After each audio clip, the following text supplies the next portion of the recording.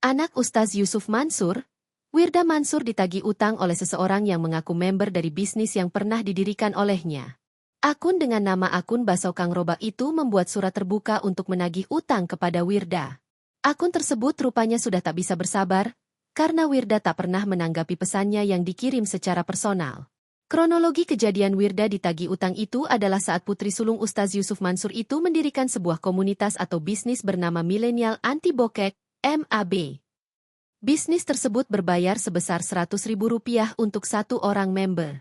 Total ada 90.000 member lebih yang telah bergabung di bisnis tersebut. Namun setelah 2 tahun terakhir, bisnis tersebut mandek dan para member yang sudah bergabung di dalamnya tidak diberikan kejelasan. Bukti-bukti korban juga sudah cukup banyak diunggah.